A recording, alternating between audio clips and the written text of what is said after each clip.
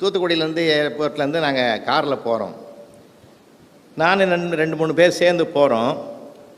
அது இப்படி போகிற வழியில் ஒரு நல்ல அழகான பறந்து விரிந்திருக்கிற ஒரு மரம். கொஞ்ச நேரம் நல்லா இருக்க, பசுமையாக இருக்க, இங்கே இறங்கி கொஞ்சம் நேரம் இருந்துட்டு போகலாமான்னு. சார் நான் இறங்கி உள்ளே அப்படி வர்றோம். அங்கே ஒரு 4 நண்பர்கள் குற்றாலத்தில் குளிக்க வந்தவன் போலகுது.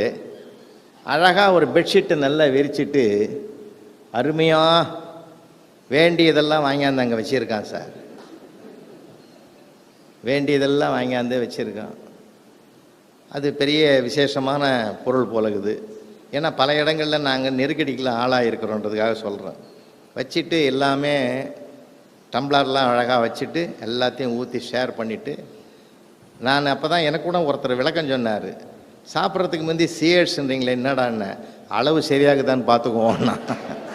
அந்த மாதிரி ஊற்றிட்டு இவங்க உட்காந்துங்கிறாங்க. அந்த நேரத்தில் நான் கிராஸ் பண்ணுறேன். என்ன ஒருத்தன் பார்த்துட்டான்.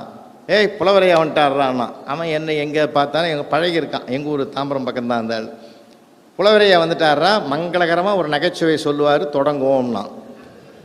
எதுக்கு எதிராக தேவை, இதுக்கு போய் மங்களகரமாக ஒரு நகைச்சுவை கேட்குறானேன்னு நினச்சி மனசு கஷ்டமாக இருந்தது. அந்த நேரத்தில் பரவாயில்லடா ஐயா பார்த்துட்டோம், அதுவே போதும்னு ஒருத்தன் என்ன பண்ணால் அதை ஒரு விரலை விட்டு ஒரு சொட்டு எடுத்து பூமாதேவியில் விட்டான்.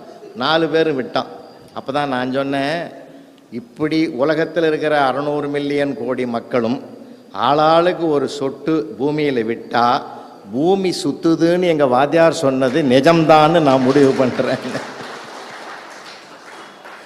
அதில் ஒருத்தன் சொன்னால், சூப்பர் நகைச்சுவைடா, இதை விட என்னடா வேணும், அது நமக்கு ஏற்ற மாதிரியே இருக்குது அப்படின்னு ஆரம்பிச்சிட்டான் சார் மேலேயே. அதனால் போய் நம்ம வெறுக்கலாமா? அங்கே வெறுத்தால் விரோதம் வரும். விரோதத்தை கூட விருப்பமாக மாற்றிக்கொள்ளுகிற பக்குவம் நமக்கு வாய்க்கப்பெற்று விட்டால் எந்த மனிதனையும் நாம் இழக்க மாட்டோம்.